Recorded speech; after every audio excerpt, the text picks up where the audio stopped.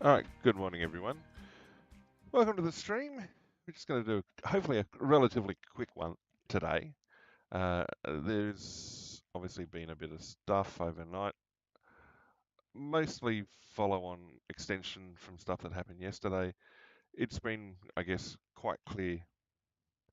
The overarching news story that most people have been following, um, there hasn't been a lot of changes there, sadly.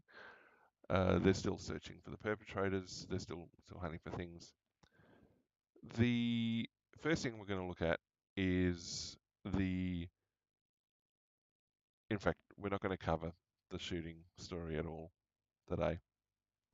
The first thing we're going to look at is the continuing follow-on from the Polish air incursion the other day. We're still seeing rhetoric continuing to flow through. Um, Not this article. I will bring it up.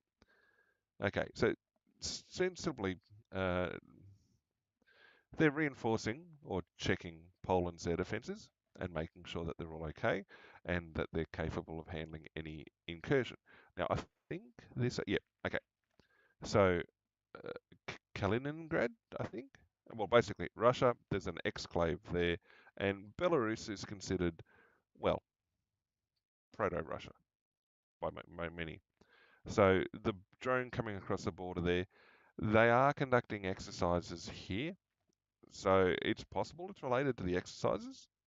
Or it could have come across. Now, uh, apparently the range they're saying is on the order of up to 2,500 Ks for the drones that were shot down slash crashed, and so you're looking at a reasonable range.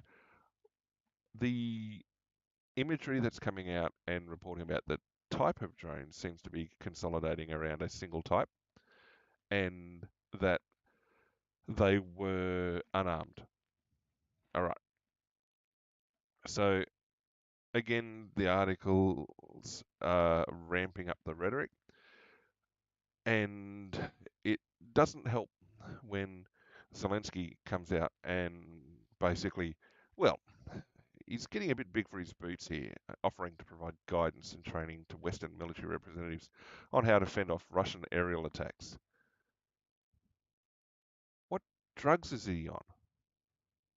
I, NATO's integrated air defense system is light years beyond anything he's got. And well, it was effectively created to counter Warsaw Pact back in the day. So if anybody's going to know how to um, handle Russian aerial activity, it's probably going to be NATO, not him. And I guess he should stop and consider for a second where his information's coming from. It, he doesn't have Patriot systems providing a complete nation's air defense, and besides, the Patriots can't stop all these types of drones anyway. I mean, they still had the occasional S400 and other Eastern Bloc hardware as well in their systems. So, yeah, I mean, Zelensky calling for a joint air defense system to act as an air shield over Europe as a response for Russia's insolent behavior. I wish the media, the journalists, would stop and actually do a tiny bit of research before they blanket repeat stuff like this, or at least be courageous enough to call people out when they're wrong. There, it's not super integrated. NATO already has lots of hardware, lots of integrated air systems. The There are E3 sentries that are flying around with NATO markings. They are NATO airborne early warning and control. That, I mean, yes, the US operates them as well. I mean, I think the ones the Brits operate are Brit marked, but there are NATO marked ones that operate out of continental Europe. Then there are also the air defense radars that are mostly well known where they're located, and from there you can work out where they can see, what they can see, and therefore tie into what they've got. Then when you look at the surface to air defences and air to air defences, you can then work out what level of integrated air defence is present across Europe, at least across the NATO part of Europe. Zelensky's talking out of his backside there, um, and no one's pulling him up on it. And well, I mean, as evidenced by the reaction and the response timings and everything else, they were able to get uh, F-35s scrambled in time to at least intercept. I mean, the drones weren't going that fast, but apparently they were able to get F-35s from the Netherlands across to Poland fast enough. And again, it's not a huge distance. I mean, at okay, so let's say they're going at 600 knots. That's 10 miles a minute. Um, they're going to they're going to get across 100 miles in uh, 10 minutes. So they're going to get there real quick. And if the drones are only going a handful, like a fifth of that speed, the intercept is going to be relatively straightforward, relatively. And the article here obviously ramps up and ties in all sorts of activity. There was so this is the BBC article. There was an article, I'm not sure if it's on Crikey. I think it might actually be in the Sydney Morning Herald article that we're about to look at next. But um, it's again antagonistic. I mean, you can just report that, yep, it's done. Systems are on higher alert. Troops are on a shorter recall notice. Okay, done. That's all you have to say. But you don't fill out whole articles doing that. So get rid of that one. The article here, which is, well, analysis, but the again, you got to think of you got to remember which way the media leans on this, and um, the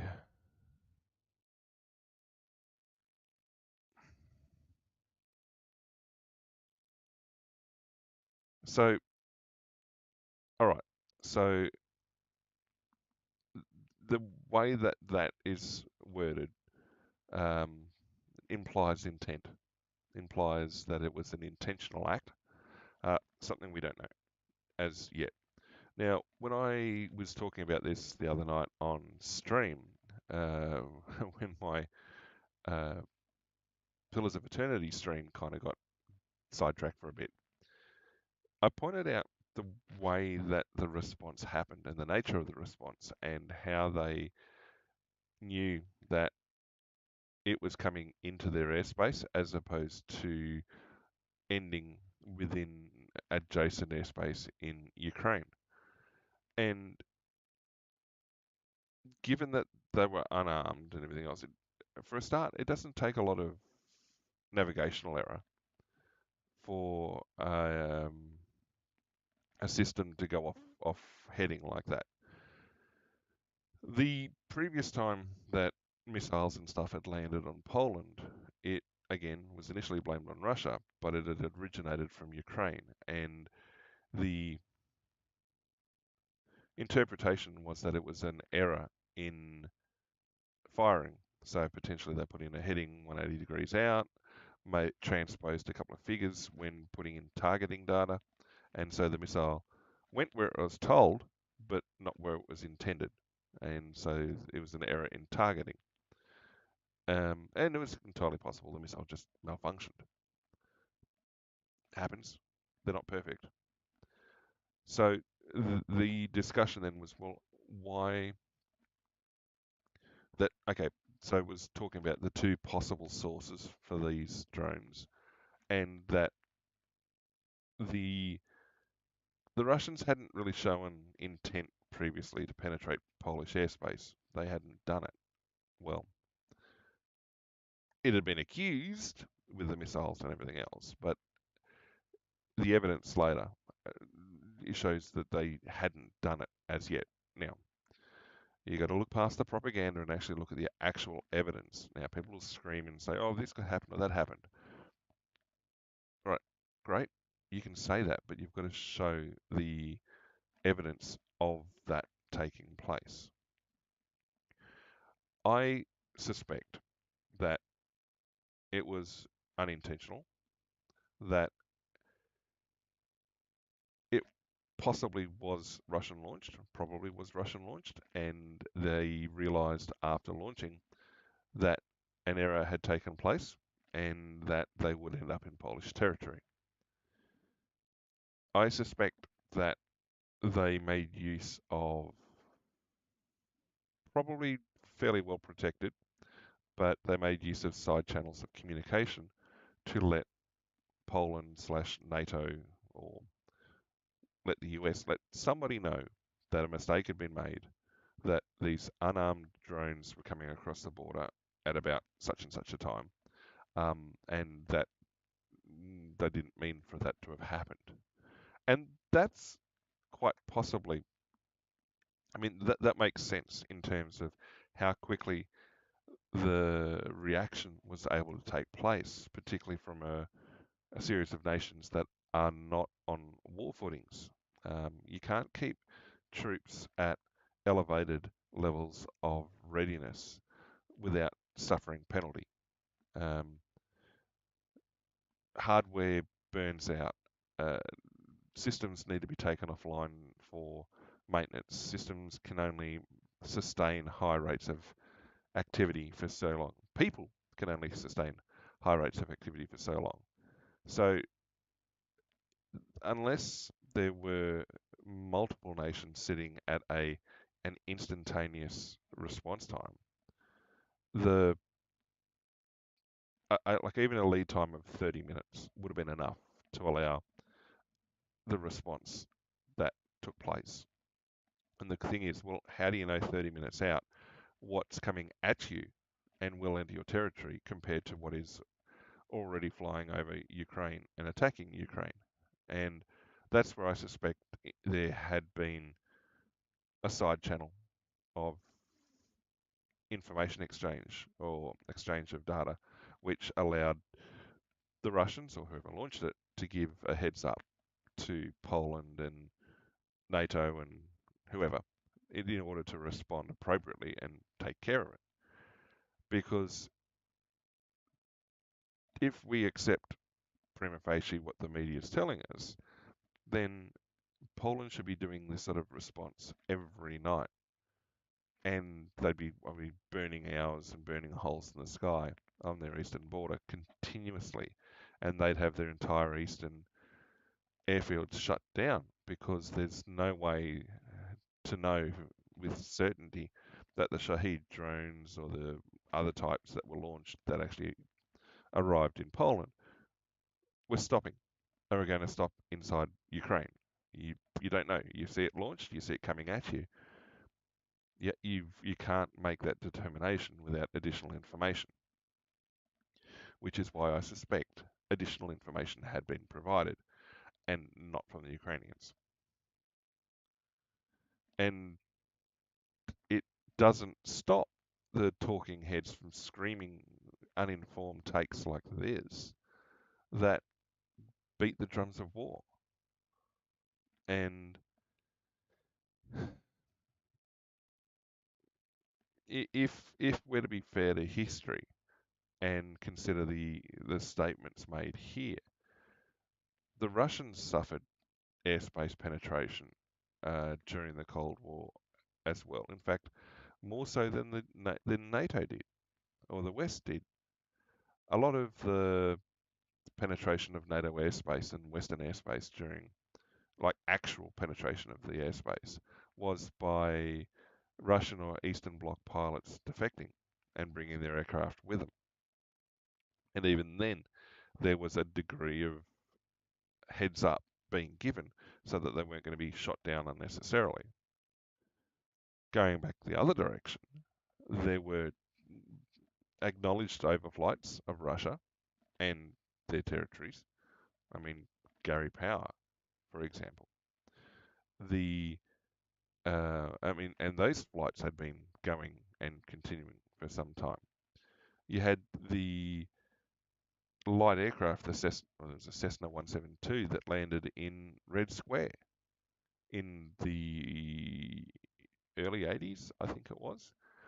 Now, what was alleged to have happened there was that because it was flying low and slow, it was below the radar detection of the air defense radars that had been powered up.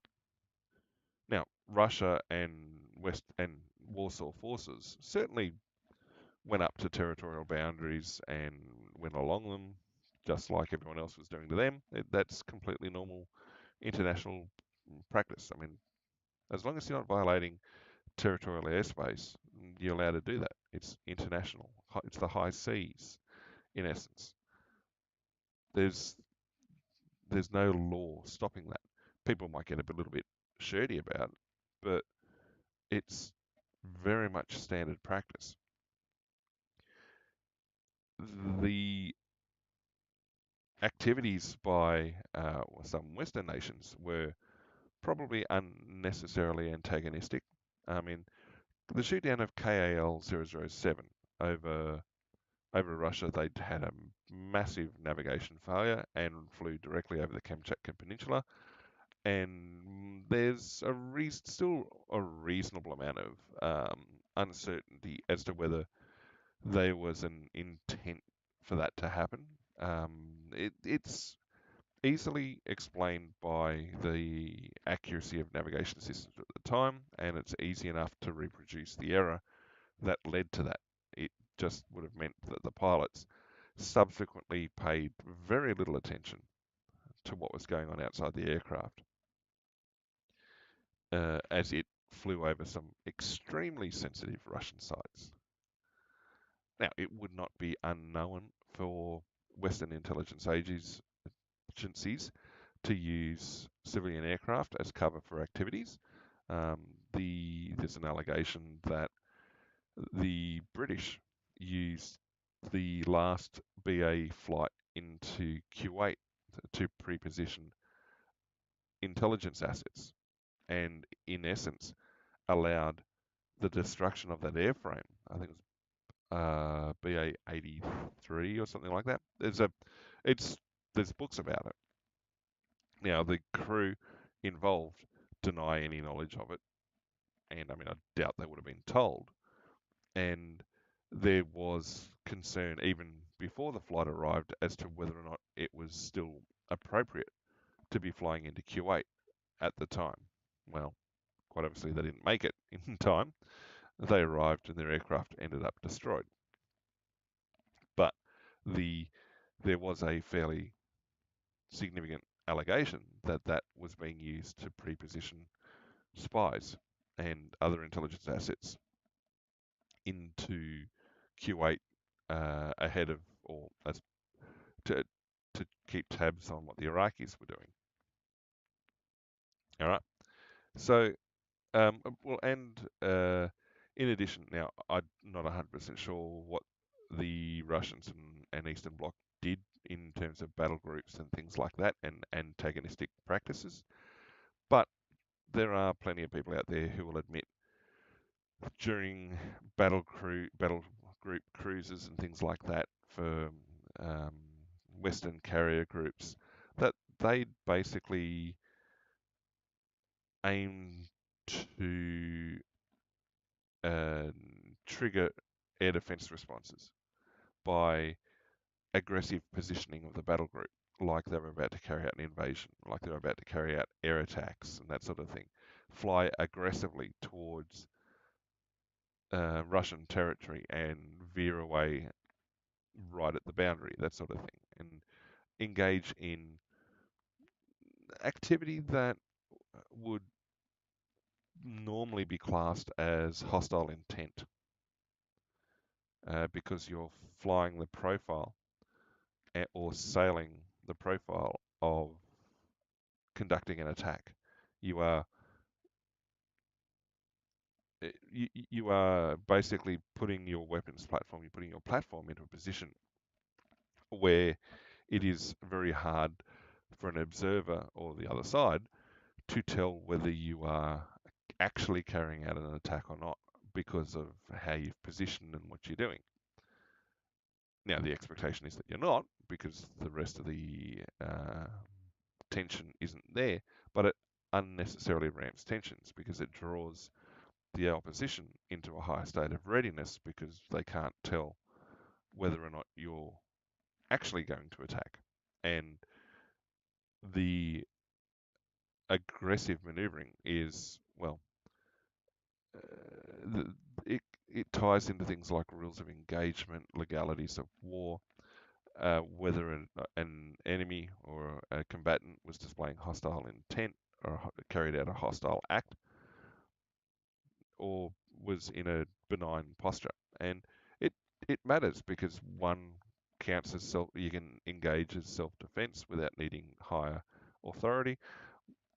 One is okay, antagonistic, and you should not be surprised when there is a response. And it it comes down to how things are done. Now, there obviously was a lot of unnecessarily antagonistic posturing during the Cold War. So it's disingenuous to come out and make statements like this and say, oh, well, it's all the Russians' fault. Well, okay, you're missing context, and you're missing the context of a lot of history during the Cold War of what was going on. I mean, Norway shares a land border with Russia. They've always been rather sensitive about what goes on up there. I mean, Finland obviously shares the land border with Russia and have always been really sensitive about what goes on in border areas. And it's one of those things of you, history does not back up the claim. I mean, a slanted history can if you're very selective in how you read your history, but we were talking the other day about conventions of laws of the sea and rights to free passage and archipelagic transits and straits transits and things you can do with civil shipping and, well, not so much civil versus military shipping and what you can do on the high seas, how you can position what sort of activities you can carry out. Actually, I did talk a little bit about that because I talked about the Chinese weapons drills between Australia and New Zealand. Completely legal with what they did. Um, but at the same time, the civil air traffic they were uh, disrupting had no obligation to get out of the way because there'd been no coordination with airspace operators to ensure safe conduct of weapons training. I mean, yeah, territorial waters are one thing, but it's polite to coordinate and deconflict airspace for what you're planning to do. I mean, exercise areas, operations areas, all that sort of stuff. In a well-developed air defence environment, those sort of things go on. So a navy that's going to go out and practice firing with their guns or something like that will have airspace, well, water space for a start, set aside so they can shoot places and not hit anybody else. But they'll also have airspace set aside so they can shoot and have the shells fly through the air and not hit anyone. You kind of want that to be the case. And this sort of coordination, yeah.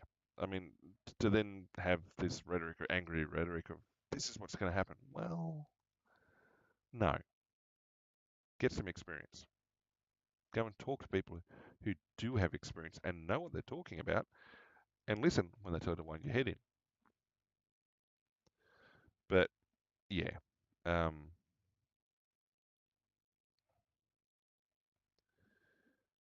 eh,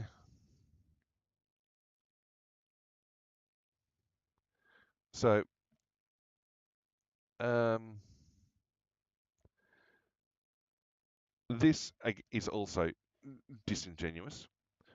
Yes, Putin has increased the rate of missile and drone strikes since the Alaska meeting, but it misses the context of the massive numbers of drone strikes and missile strikes against Russian infrastructure and mainly oil facilities. And this statement alone makes it sound like it's only one side being the aggressor. We talked the other day about, well, you look at the back and forth of person does one thing, they say, I'm doing it because person B did this. You go and talk to person B says, oh, I'm doing this because person A did that.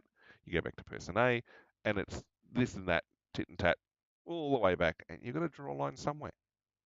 But it's deceptive and potentially deceitful to ignore the contribution of both sides of a belligerent um, of combat to what's going on. Because to read this statement and take it as fact, well, it's opinion. To read this statement and take it on surface value implies that the ramped up drone strikes and airstrikes and everything else are a response to the attempted peace talks, are an attempt to disrupt them, as opposed to a military response to escalated attacks. I mean, if you can't see how that's dishonest, I can't help you. Sorry. Okay, we hostile act of aggression. It's called it's hostile act versus hostile intent, not act of aggression. But anywho, and I mean, right there. So my earlier statement about it quite likely having been an unintentional, and the Russians used a side channel of communication to say, look, we've screwed up. Here's what's going on. Here's where they're going to be, etc.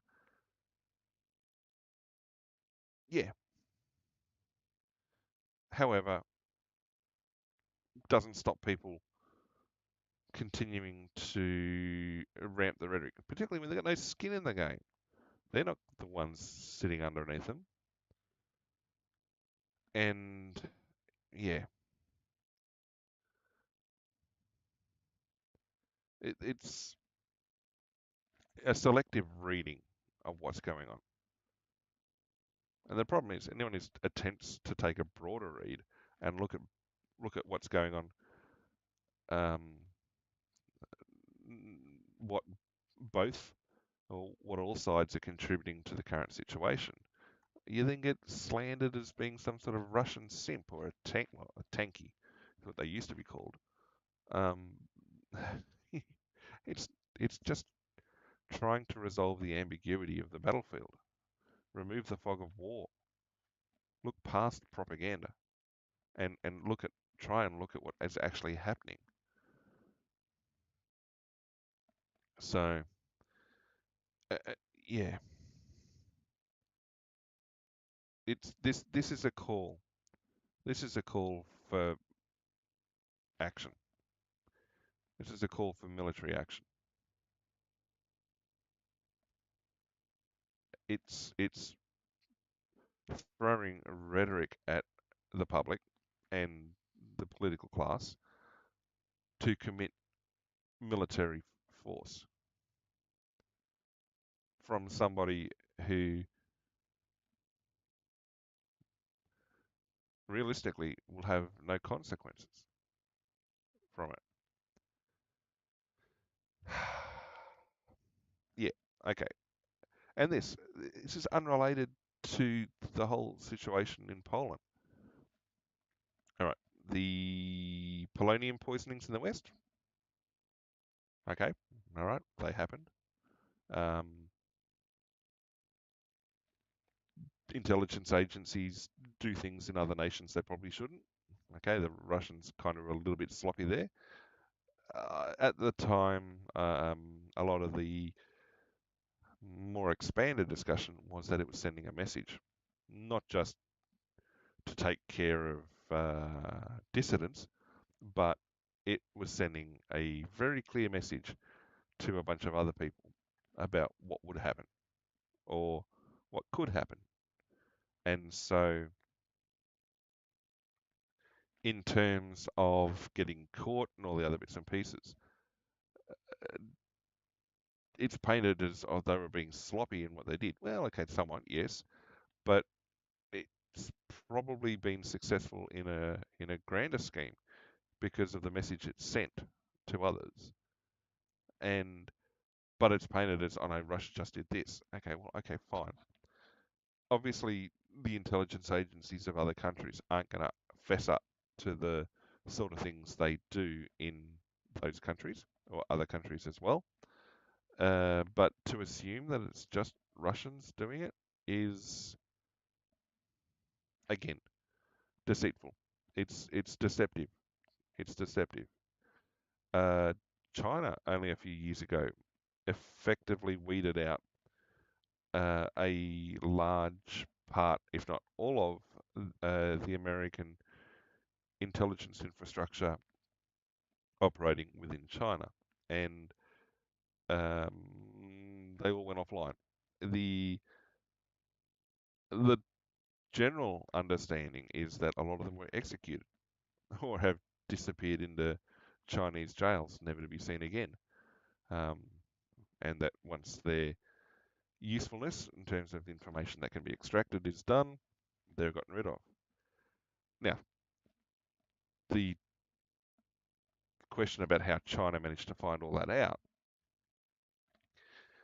yeah, I mean, some people point to Bill Clinton possibly having leaked some stuff across.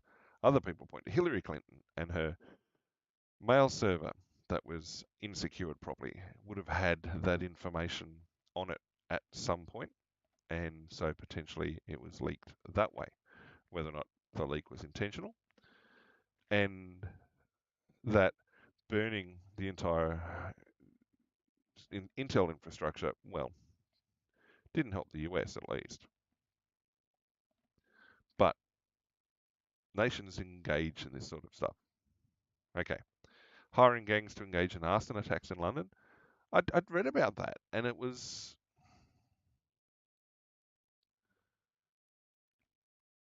a fairly loose connection, but a connection nonetheless. And okay, well that's weird. You look at it and go, why? What does it? What benefit is there to be gained?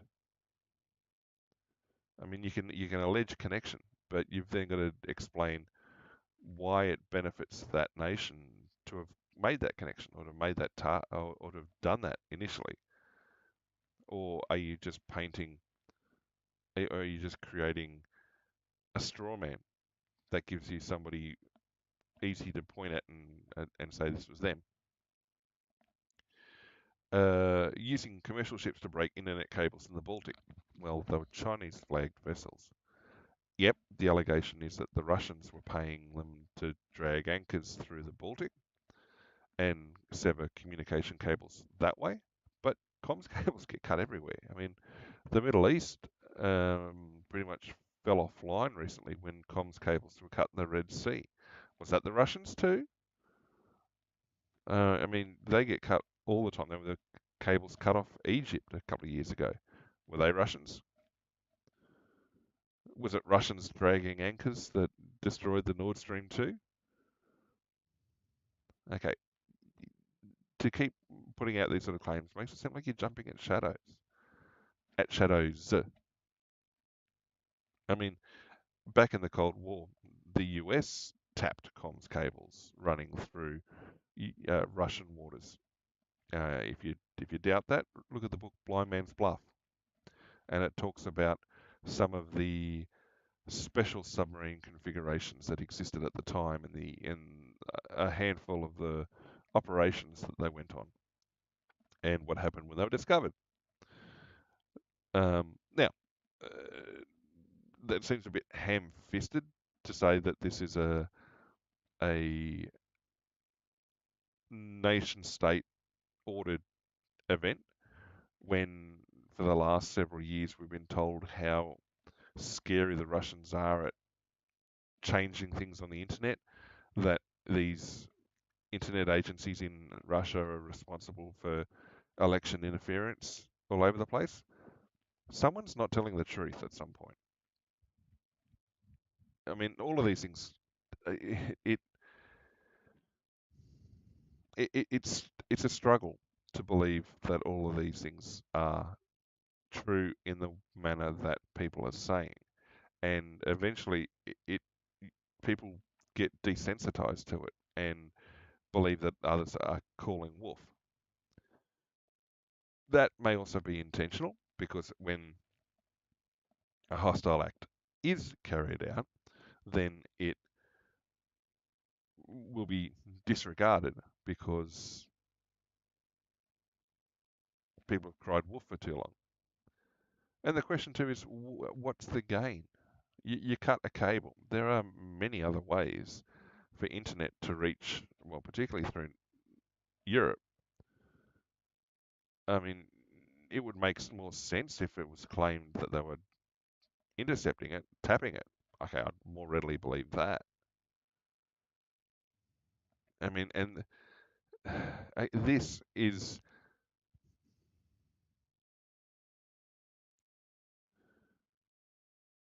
somebody who's scared of their own shadow and doesn't understand what militaries do and what's involved with exercises and operations, and the fact that yes, AGIs, intel gatherers, nations will shadow other nations out at sea.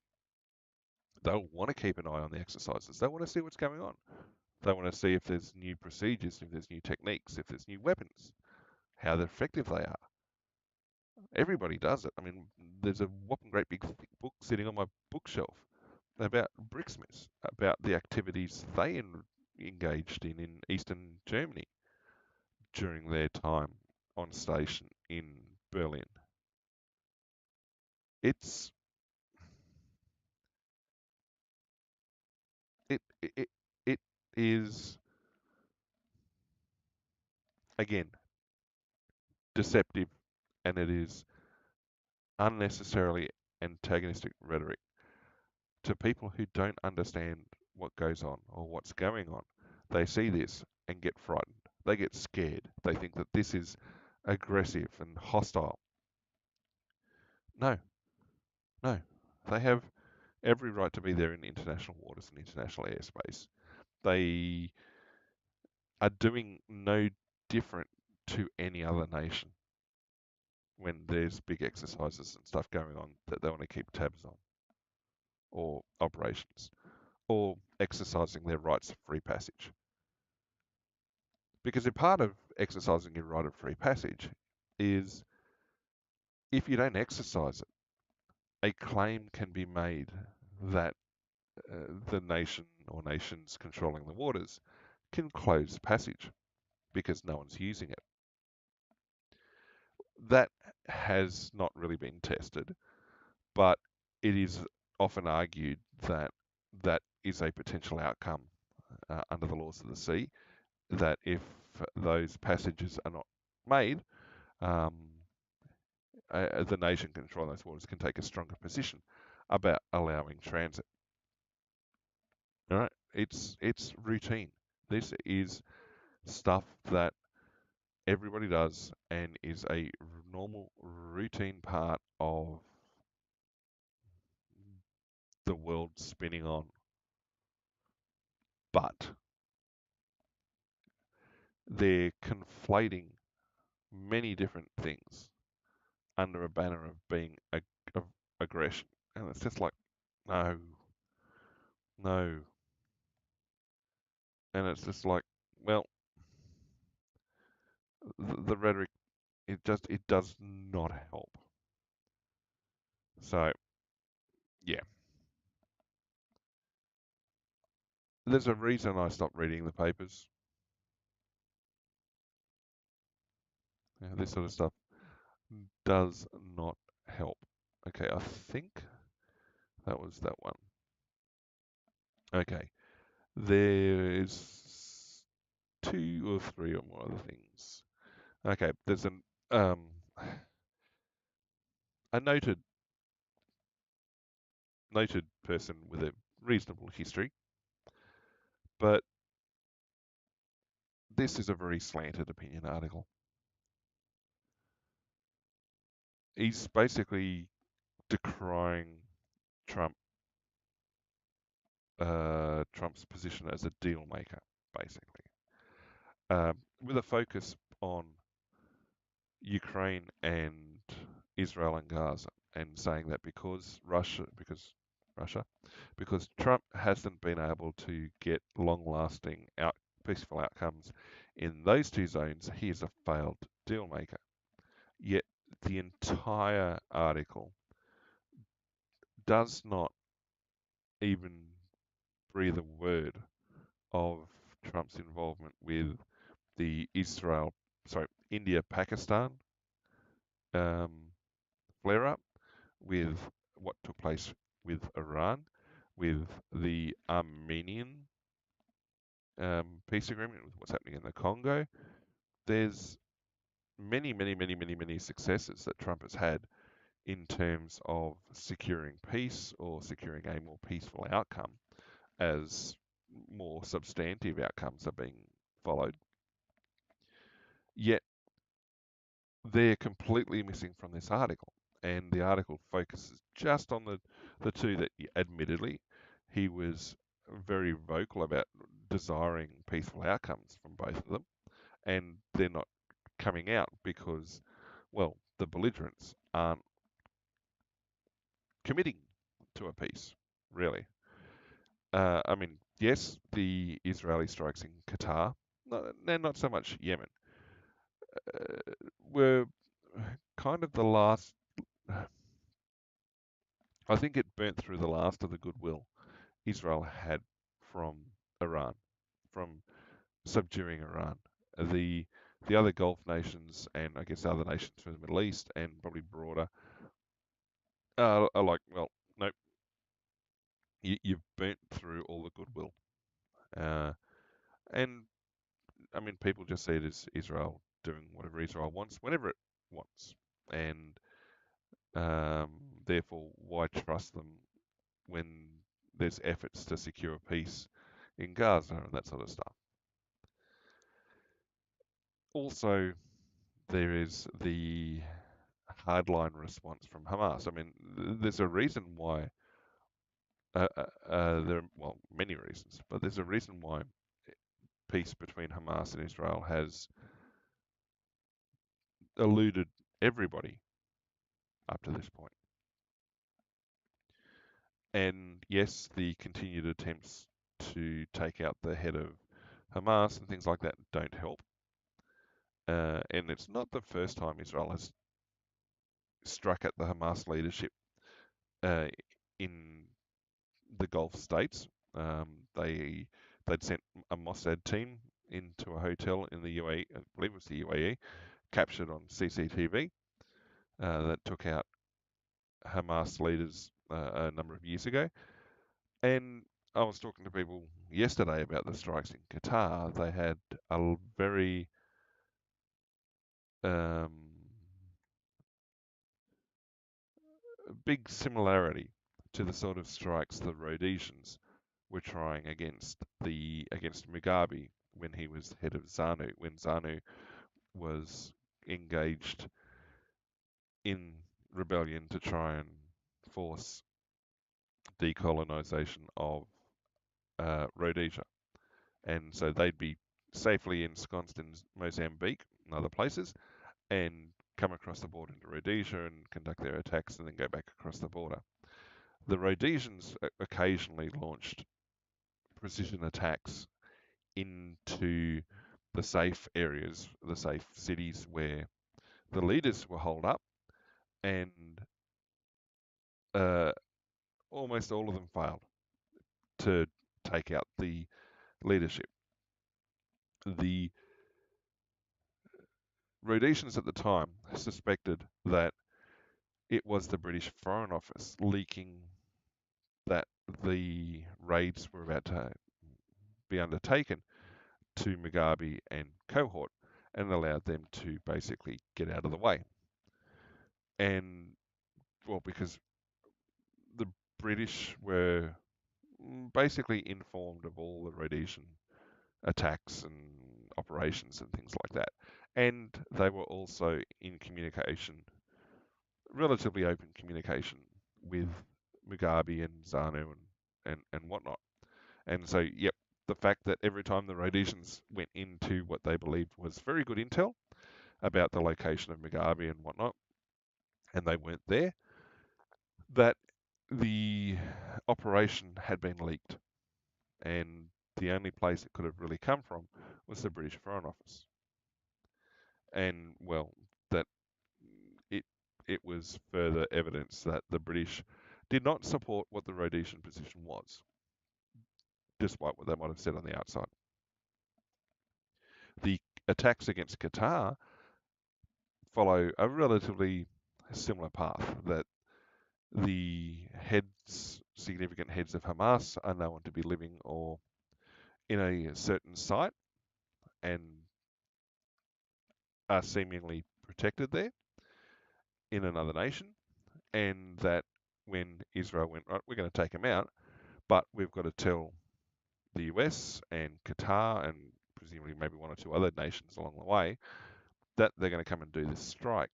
That at some point that information filtered down and was leaked to the Hamas targets, who conveniently were all absent when the bombs fell and left behind lower level functionaries, etc. And so that's the sort of thing that, like I said, it has these very strong similarities to that sort of stuff in the past. And people just go, wow, they were unlucky to have missed, or they were lucky that they missed, depending on who you support.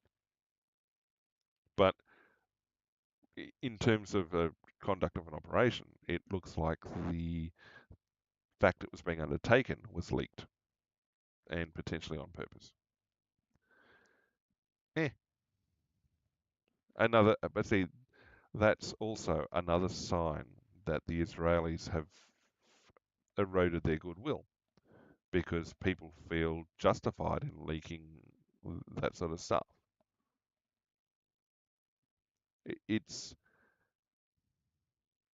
Things aren't black and white. A lot of greys there, and uh, I don't know whether loyalties were shifting, but um, well, it seems it's done more to destabilize things than to continue. But the whole point of this article, though, is that because Trump has been unable to, well, rein in Israel based on this person's opinions and stance on things, and been unable to, well, I guess, rein in Russia because, again, of their personal position, that, yeah, again, targeted rhetoric that completely misses the, um, completely misses the successes that have happened. And if you were just to read the article, I mean, and the comments that did follow were quite terrible, that's what you'd believe. And you wouldn't see or hear analysis or thought or facts that didn't match up with it. And so you walk away from it having an ideology hammered into your head that you may or may not agree with. Um, and, I mean, making all sorts of insane claims about what did or didn't happen and what the intent of leaders are when, well, they've said other things or, yeah, again, the reason I don't read these normally, uh, there's two big stories to finish off with, but the first one, which is not one of those two, is,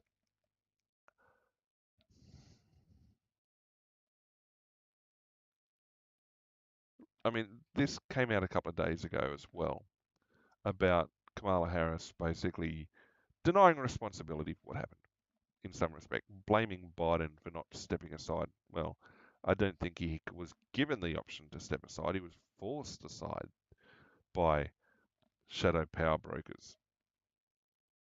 And she thinks it's recklessness. So it's like, well, wait a second. What position have you got to do to say anything about that? You were during the election campaign, the 2020 election campaign, you were amongst the lowest, if not the lowest polling candidate there during the entire Democratic Party primary system and season. And yet you were parachuted into the vice presidential role and as Biden's running mate.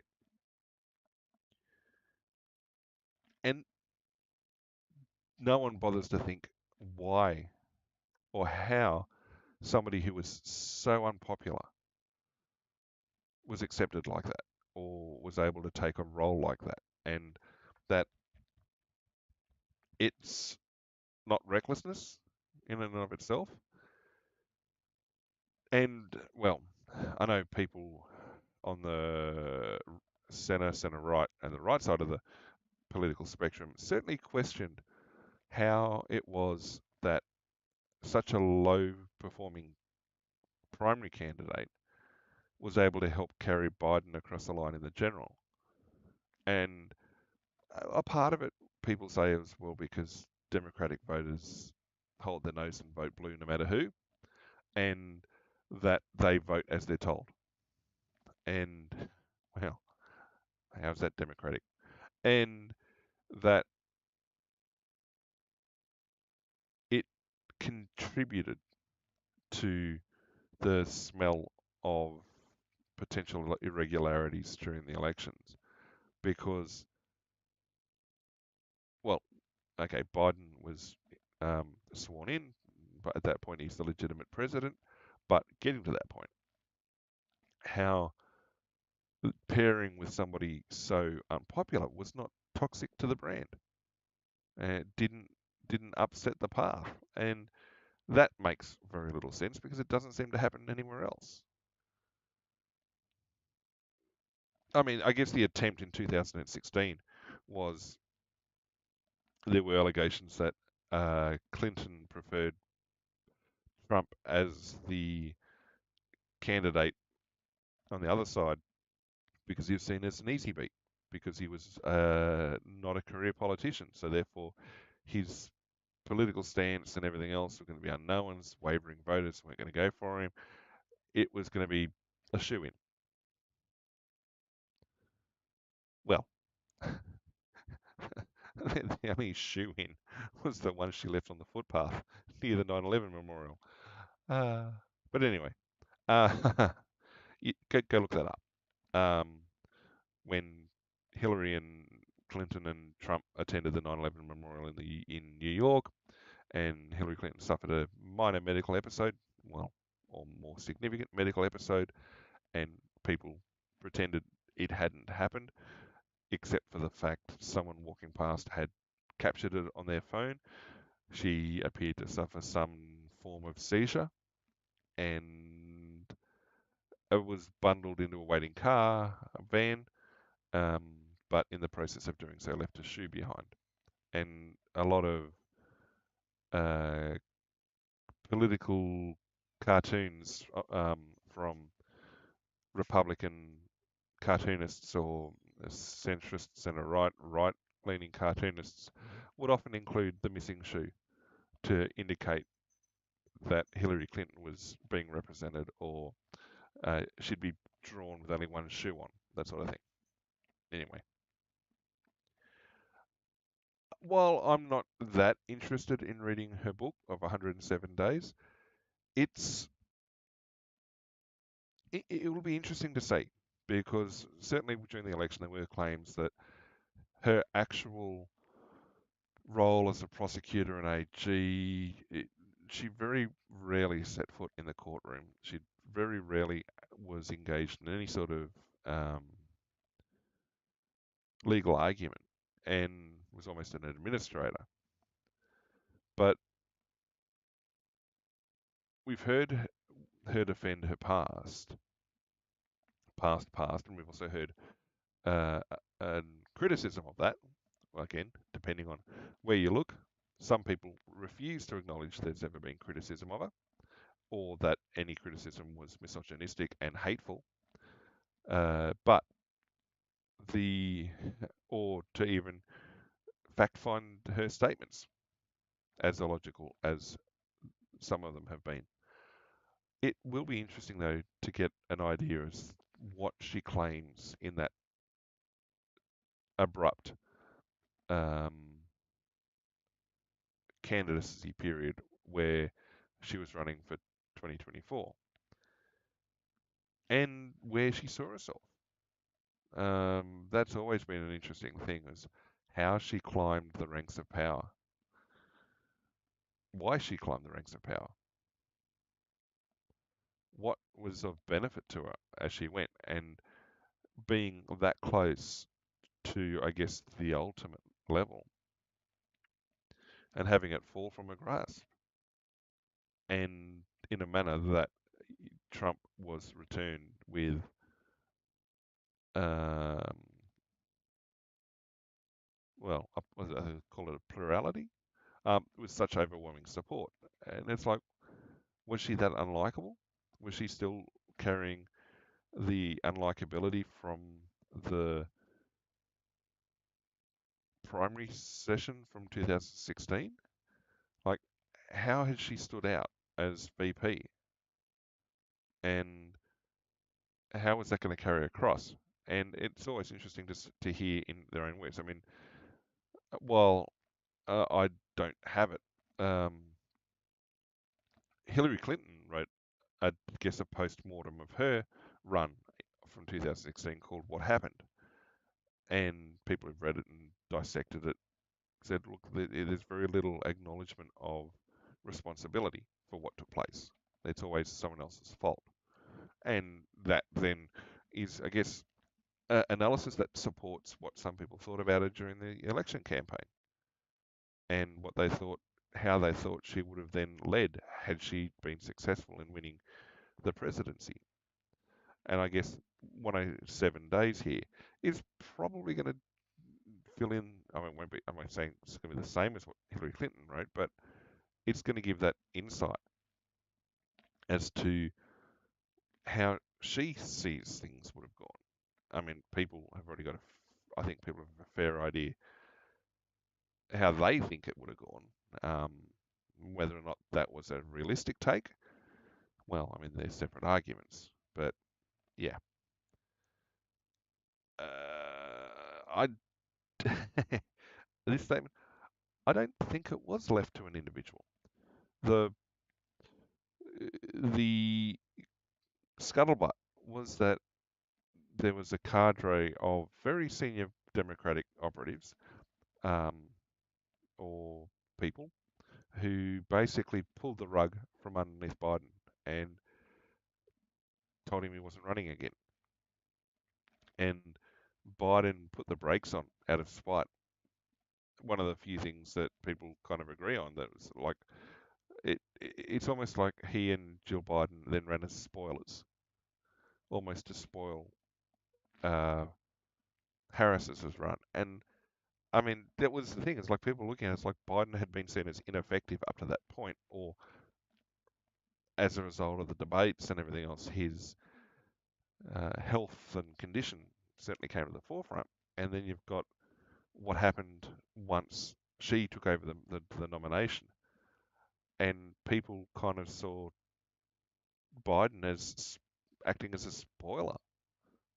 And yeah, it'll be interesting to see how she positions or how she interpreted that sort of period as well. But yeah, I mean, they they didn't help her, really didn't help her. And I don't think that even if they had, the outcome would have been any different. No, I think the well had been poisoned at that point, and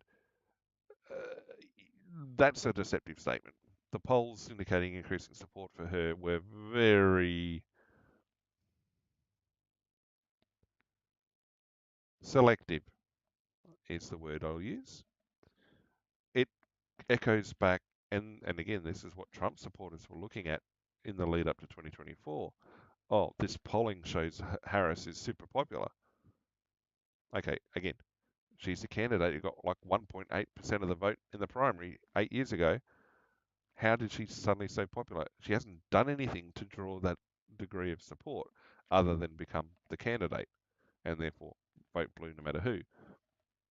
Where's that support? Like, what has she done to engender the support or to drive the support that she hadn't done back in 2016?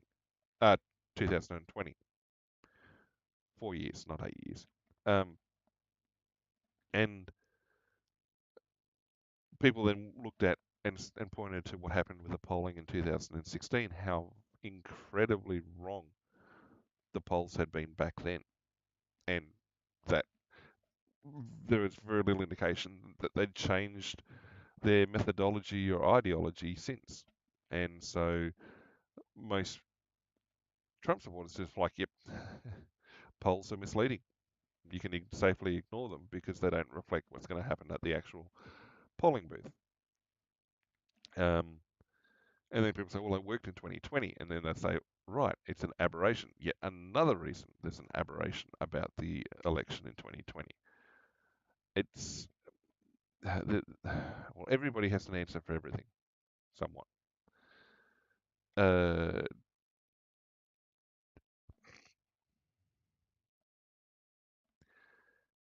Uh, yeah,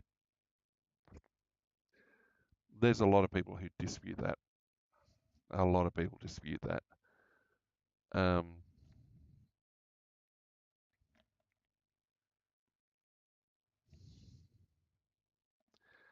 it's yeah,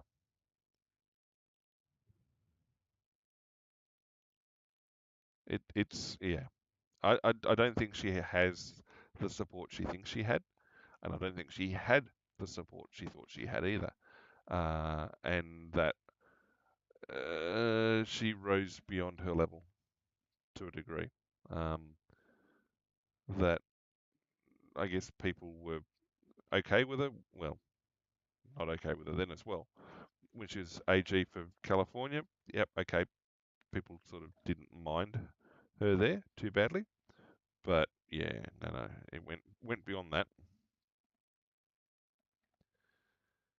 and um, me. Biden's talking about not running again, and she's complaining about when she got mentioned. Well, that says something about somebody's character. All right. Okay, so we're going to look at two things left.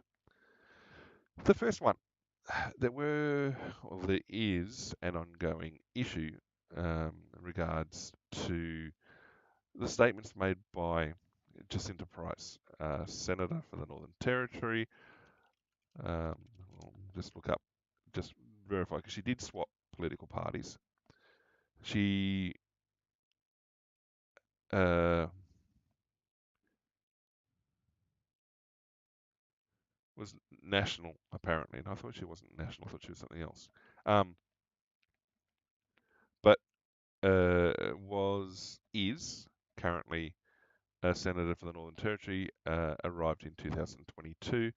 She is. Does it have? Yep. Okay. So she has Warlpiri Indigenous heritage. So it's doesn't protect her from criticism when she says things, and I find it kind of interesting that people are willing to criticise an Aboriginal woman for saying things that only because they disagree with it, whereas they'd be almost afraid to make to criticise her because of her heritage, which is racist in and of itself.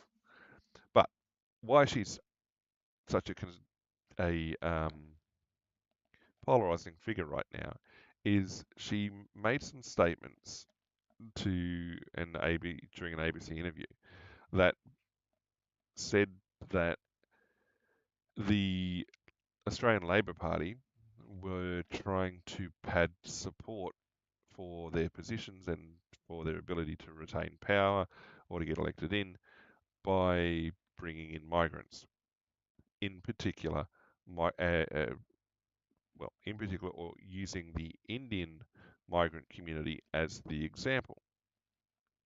That's what she said. In response, though, the response has gone way out of balance with the actual statement. Had people just ignored it and moved on, it would have fallen out of circulation, and people just would have gone, okay, well, it wasn't great. It was pretty tone deaf. But the way that um, reactions have come forward, and people have tried to force her to apologise, she's refusing to apologise, which just further upsets people because people are like, we can't cancel you. You're an Aboriginal woman, but you've got to apologise. And she's like, no, there's nothing to apologise for, which only further upsets people. The but you're now getting these statements that Indian Australian community leaders are demanding an apology from her. It it seems excessive to be to force a demand for the statement she made. It seems out of proportion to what had been said. And so you've got um,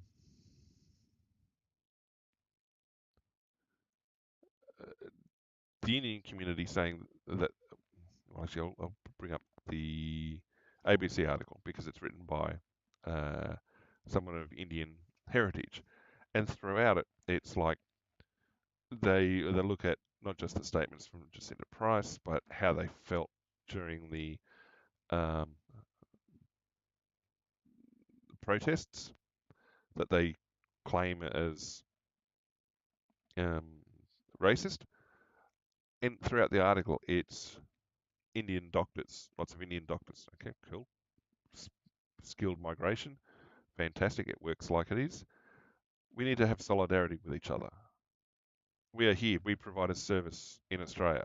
Okay, well, yeah, you do that, but it's almost a tone deaf statement because the complaints and issues raised by people are going completely over their heads. And statements like there was a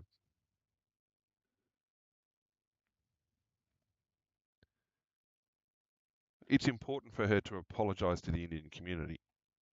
Again, why? It was targeting the Labor Party. It will acknowledge the hurt caused, show genuine regret, and contribute to healing within Indian Australia's multicultural communities. It's like, okay, she didn't insult the Indian community at all. She was insulting Labor's approach to shoring up support. And so it's a perceived hurt, but as they say, offence is received, not given. So Jacinta Price may not have intended offence. That doesn't matter because offence was received by people that were a peripheral part of her argument. And it's they're pulling together, showing them. Now, I talked before about how people shouldn't see the Indian migrant population as a monolithic entity because of the number of subcultures within the Indian community, but they're they're pulling together to basically force a block. And it's like, well, people are complaining about an unwillingness to integrate, an unwillingness to um, basically be an integral part of society. Oh, we're all Indian doctors. Well, are you Indian doctors or are you Australian? Um, it's people saying, oh, we've never seen such negative attention. Where have you been the last 10 years? You've been ignorant of what's been going on in society. You've not been listening to anything around you. You've been living in a bubble surrounded only by.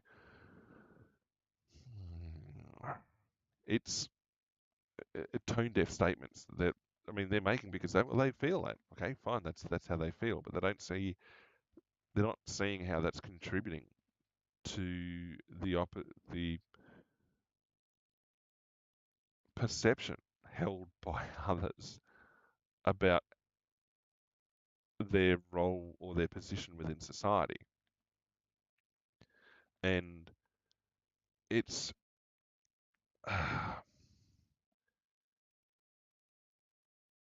okay, yep. It kind of to be expected that there'd be some increase in negative statements after the rallies and stuff like that. I can kind of, I mean, it's sad, but should be expected. Um, Same goes for anything, anywhere really. Um,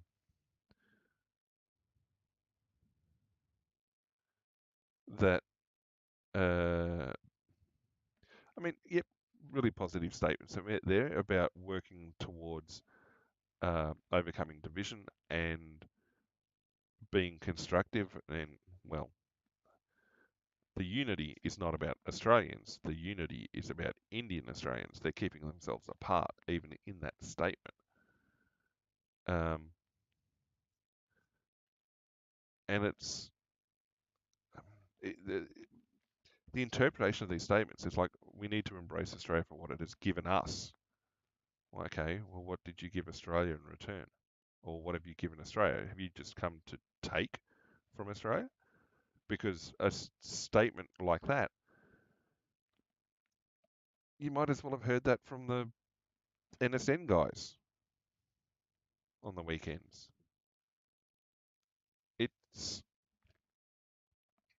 it's thinking that you can get away with saying things like that without people stopping to look at it and criticise why it is tone deaf that led to things like the Cronulla riots.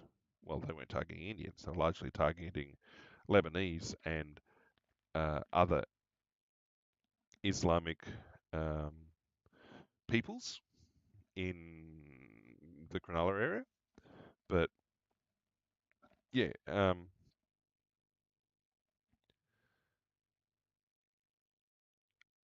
it, it's statements like this just ooze superiority, and it's like, well, okay, we love having you here. You're coming here to provide a vital role to skilling and jobs that are otherwise going unfilled or can't be filled.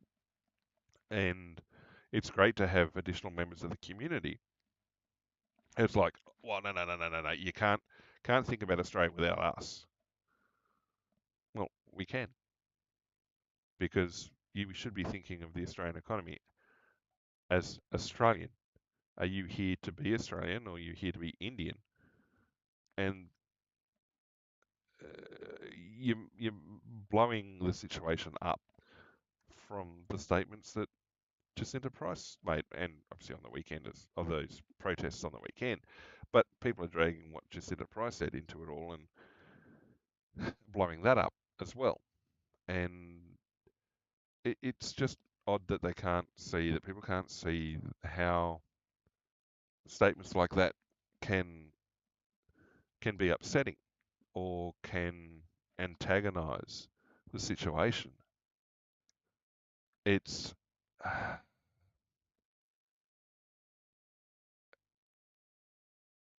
I mean, even so, it's like this. When I think about the rallies, I also remember these people protesting are not the original owners of the land. Their ancestors were migrants too. And it's like it's dismissive of the complaints. It's dismissive of the grievance felt by others.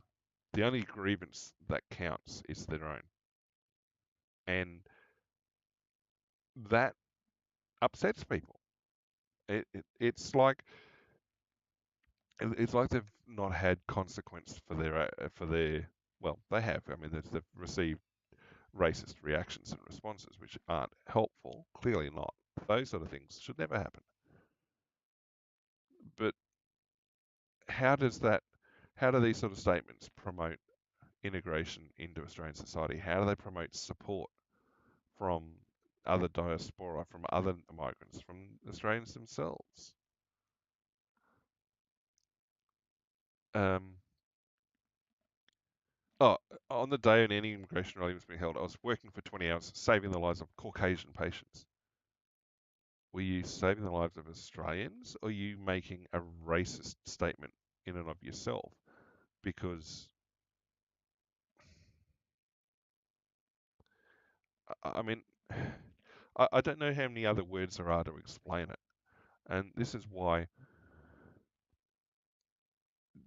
people were like, well, why do these protests happen? It's only must just be racist. It's like, well, no, there's a series of complaints, and they're not being helped by statements from either side. Teams made up of immigrants from various countries. Yep, cool. Yet after this, I feel afraid of my country. I'm going to leave. I'm going to go back to India. Okay, fine. Good luck. Or to the Middle East, where the pay is higher and the respect is greater. Okay, why are you being a surgeon here then? Are you Do you demand we kowtow in front of you? Actually, that's a Chinese thing. Um, that we bow in front of you and spread rose petals everywhere you walk and celebrate you because you can slice someone or because you're Indian? No, you should be respected because you're a person here in Australia contributing a valuable skill to the community and part of the Australian community. You might have Indian heritage, but here you're an Australian. Well, he doesn't see himself as that.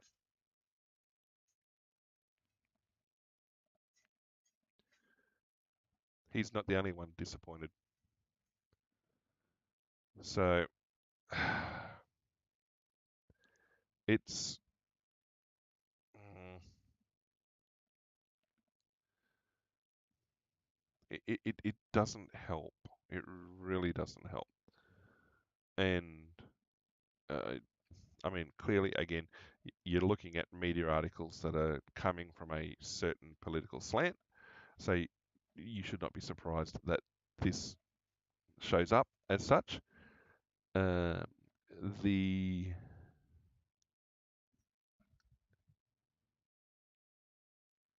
Did I have another article?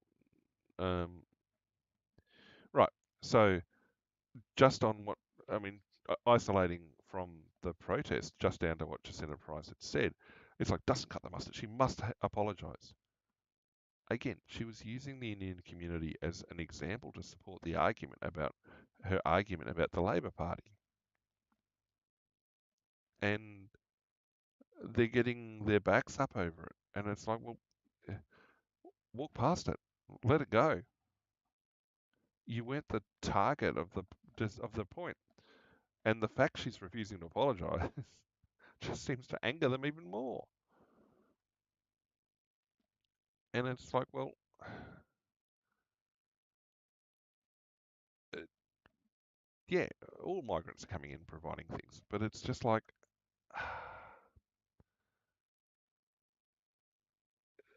are you special or are you part of the community? Are you part of the Australian community? Yep, we can recognise that you've all come from a specific ethnic background. Yay, good for you. Congratulations. Thank you for bringing your contributions to the country. But are you an Australian? Or are you still, okay, Sikh is a faith, it's also a people, but it's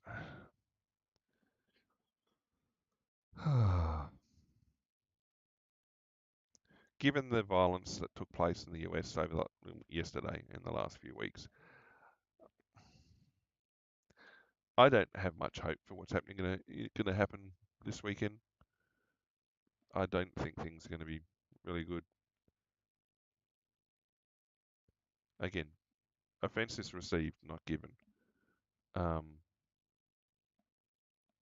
you can believe what you want. It it I don't think it met the criteria for a racial slur, and yet they're demanding this, demanding that. And it's like, hmm, tone down the aggressive nature of your speech, maybe.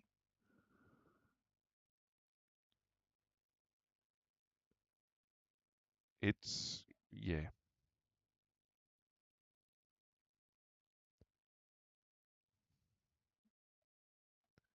Okay, what else we got? Okay, the Bolsonaro's conviction came out overnight, and he's been convicted of attempting a coup and leading an armed criminal group after losing the last election, uh, facing a 27-year prison sentence. I thought it said 40 at one point, and he's also apparently he's under house arrest with another prosecution underway.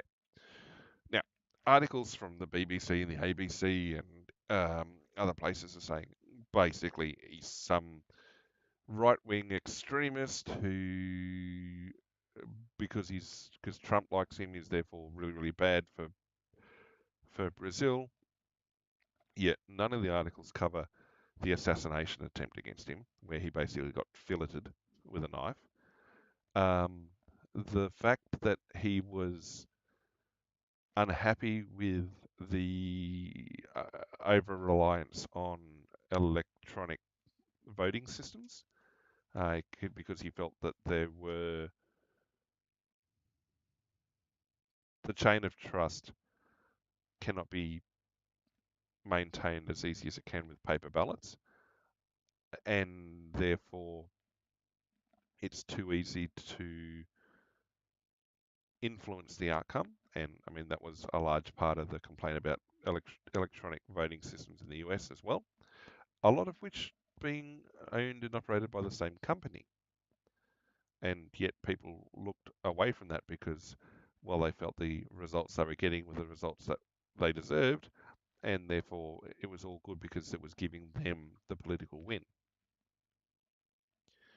And so, uh, because he's sort of against, because he was a polarizing character like Trump as well, I guess.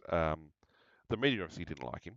There are people who are very unhappy with anything he did, um, and basically saying that, oh, now that he's been convicted, yep, okay, it's a closure to the process. People who looked from the outside might have been concerned about the use of lawfare, as it's called sometimes, as a means to engage in suppression of thought, to engage in political suppression. People say, "Oh, that's just a new thing."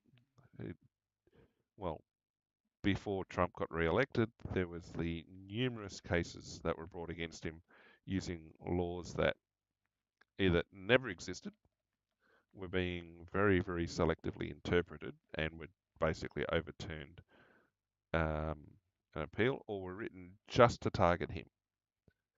Um, and underwent a whole range of lawfare against him and also against some of his supporters. Now, some of them, yep, people overstepped their bounds and deserved to be prosecuted for what they did. Others, it was a political targeting.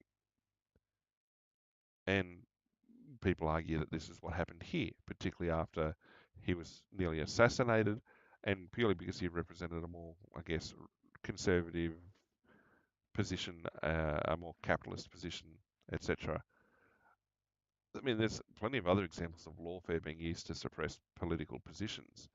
Um, there's the recent dismissal of the Thai Prime Minister based on a leaked phone call from her Myanmar, just so of a leaked phone call where she was on the phone with her Myanmar counterpart and suspicion about who released it. But that's just indicative of political instability within Thailand. It's not necessarily alleged that it was done to specifically target her. Um, During Mahathir Mohamad's rule in Malaysia,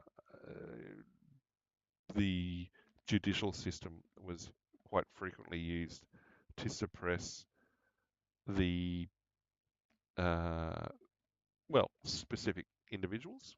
Um, and I mean, there may have been elements that they were politicians. Pretty much everyone regards them as having issues, but it was used as a means to suppress the opposition and target specific individuals to keep them out of the political sector, etc. So the fact that Bolsonaro was taken to court in such a way when even the articles admit that historically it it didn't happen that way. Like if there were issues like that, people were largely um, dismissed and left alone. And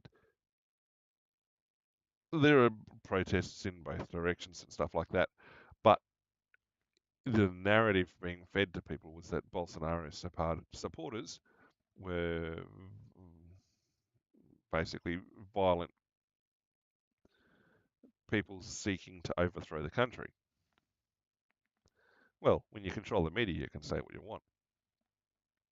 And obviously, they're trying to paint connections between that and January 6, 2021, at least to the narrative of January 6, 2021. Whereas, again, if you look at the actual evidence to fall out of the day and not what the media said, the reality is either somewhat tempered down or somewhat opposite. But we're not talking about that. The, I mean, Lula da Silva, I mean, there's allegations he wanted to assassinate him and assassinate his opposition and other bits and pieces. Well, the only person who's actually had physical damage, again, is Bolsonaro when someone tried to gut him with a knife. And it's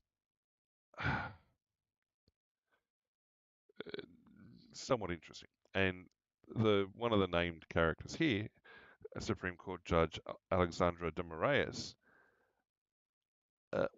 was then involved in the prosecution or sitting in judgment on him. And it's like, well, uh,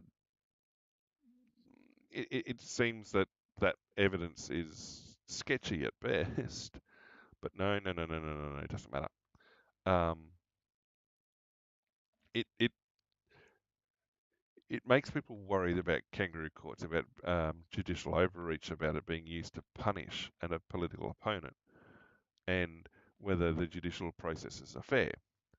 And, well, they've painted themselves a picture where, oh no, Bolsonaro is this horrible creature who's going to bring us back to a dictatorship and, well, not a military coup because he's not military, but it's going to be a dictatorship again. He's going to suppress people. It's like the rhetoric you hear about Trump's going to execute every gay person in the country. The same sort of people are saying those same sort of things. Anyway, and it's again, Alexander statements. It's like uh, it, it's um, it nearly returned to a dictatorship because a criminal organization comprised of a political group doesn't know how to lose elections. That's nowhere near, well, that's a an influential statement, well, very influential, I guess.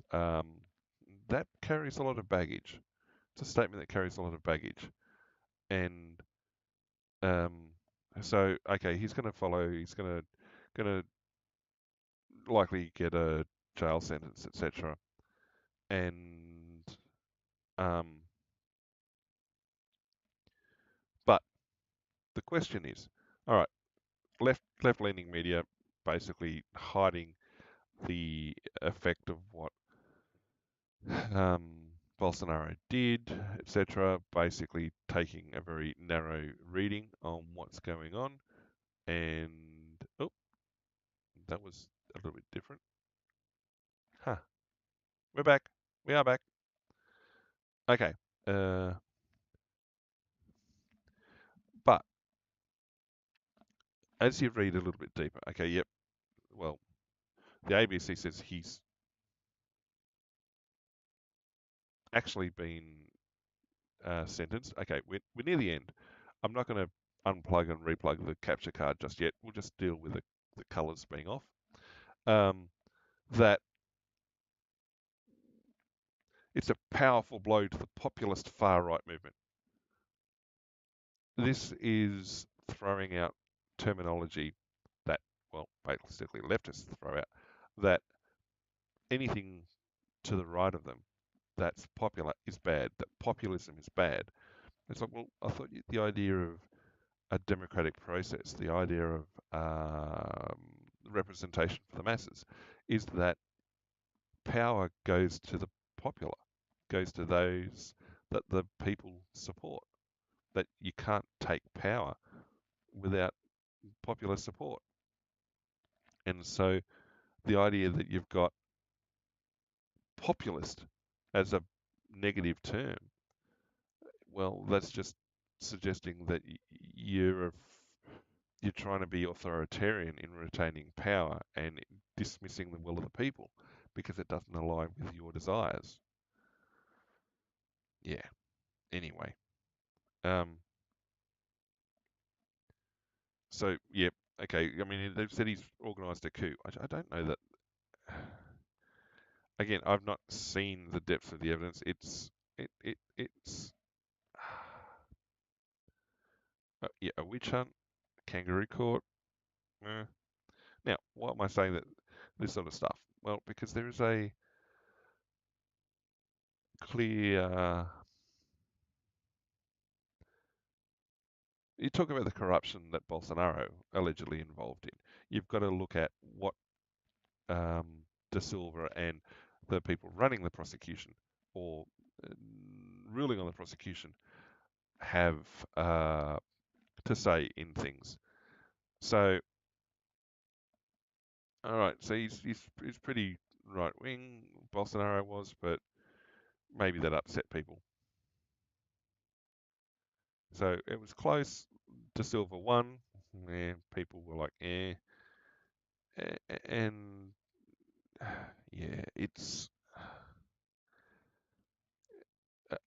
frustrating because, in fact, no, that we were going to look at that. Not going to look at that. So yep, again, he's been. Uh, the articles all cover pretty much the same stuff, and the comments that tend to follow fall in line with the article and basically slamming Bolsonaro as being evil incarnate. Now, this guy over here, that's Alexandra de Moraes, who I believe is the head judge, um, chief justice, or whatever they call it in Brazil. He's certainly the one who seems to have a lot more political, or well, a lot more exposure as his role. People know who he is more than anything else. So the, I mean, here we go. Lula was involved in a bribery scandal. That, well, it's. I mean, I get that people say it's the system over there is not clean, but we look at Alexandre de Moraes. Again, I get the colours off. I will unplug and replug the capture card later. Okay, so he's appointed as um, the to the Justice of the Supreme Federal Court. His past, though, and this is coming from Wikipedia, which is going to lean left as well. He was previously a Minister of Justice and Citizenship. He held Secretary of Public Security in Sao Paulo, Secretary of Transport, Secretary of Justice, etc. Okay, so he's been a politician as well. So his political alignment is that, well, Moraes has been accused of practicing nepotism, political influence, political repression, abuse of power, and deploying a constitutional dictatorship. Glenn Greenwald, who traditionally was a leftist commentator, has targeted that as well. Elon Musk doesn't like him very much, and Moraes has went to suspend that as well. The uh, He was previously known for conservative views and economic issues and support for tougher measures fighting crime. Not so much. He's described as a centrist, but the political party that he was associated with was the Brazilian Social Democracy Party, okay, PSDB. He faced criticism when he was holding those roles in Sao Paulo about his management was, so here we go, his management was controversial. He was accused of covering up police violence. One out of every four homicides in Sao Paulo at the time were committed by police. In addition, Moraes sent armoured vehicles to suppress left-wing demonstrations. Um,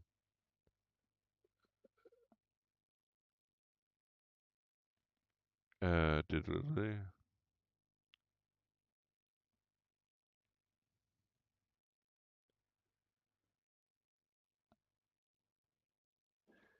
As minister, he claims to defend a policy of zero tolerance. He denounced the alleged criminal attitudes of leftist movements and justified police violence. He was at the centre of another controversy when the Brazilian newspaper published an investigation claiming that it intervened to defend Transcooper Cooperative, suspected of being linked to Brazil's main drug trafficking group, which he denied. Uh,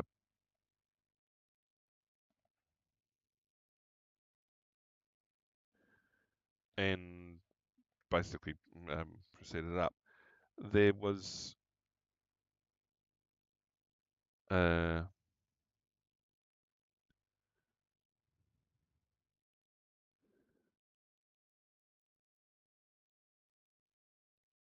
yeah, it's odd what he gets in or has been involved with. But what's the Brazilian Social Democracy Party? Apparently, they're now centrist, centre right, but they were left leaning in the past. But they've had some. Um, they were certainly started as a leftist party, and obviously Moraes was involved and active during the 90s. Um, there you go, not long after it was formed, and they looked at basically European social democracies as a model for going forward. Try to, I guess, bring groups together. It looks like they're not holding a lot of power at the moment in terms of their numbers, but it's not as far left as some of the other parties in Brazil. But there are um,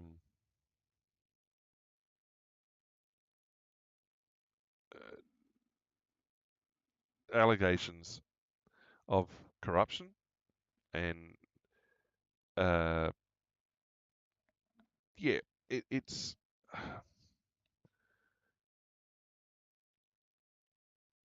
whilst Moraes has said that he's centrist to slightly right-leaning, it would look like he's doesn't have very clean hands having come through the system, and he's certainly attracted controversy. Certainly well before the Bolsonaro case. Um, will this stand? I don't know. Honestly, I do not know. The the reading of the tea leaves beforehand was that it is a politically motivated attempt to silence Bolsonaro through lawfare. I think that's still probably the observation. Uh, Clearly, Bolsonaro has his own um, skeletons in the closet and has certainly been a hardliner in the past as he was working his way up through the system. And certainly, De Silva doesn't have a clean hands either. And I mean, I don't see Brazil swinging back necessarily. It just seems that Brazil's got a very messy political system at the moment. But then Argentina was sort of perceived to have been almost a failed state there for a little while because of its difficulty, um, well, inability to maintain a currency that anyone wanted, which made its currency next to worthless. But Javier, I think that's how you pronounce it, Milei, and I think that's how you pronounce that too, seems to have done a pretty good job overturning it, reversing the path down there. And there's certainly other cases up through Central America where nations that looked like they were headed down the path, not just to irrelevancy, but were going to struggle to remain economically viable, have certainly turned things around. So, I mean, there's hope yet that Brazil will settle down at some point, but it certainly looks like there's some endemic problems that are going to take a while to be resolved. But anyway, I'll drop her in a chat. We'll close things out. So, big thank you to everyone coming out today. Regulars, first timers, chatters, lurkers. Channels wouldn't be the same without you. So, thank you all for being here. Uh, Next stream we're looking at is tonight, actually. We're running uh, through the Prince of Persia Warrior Within on our second playthrough at a higher difficulty and picking up the remaining um, artwork chests that we've been missing up to this point. So we'll be doing that, kicking off at 9 p.m. ish, Australian Eastern Standard Time. So we look forward to seeing you then. And otherwise, I think we'll be back with our Just Chatting streams next week. So everyone have a good rest of your day if we don't see you on the other gaming streams over the weekend. And hope you have a good weekend as well. And hope things settle down for everyone and everyone has a safe time. All right. We will see you all again next stream.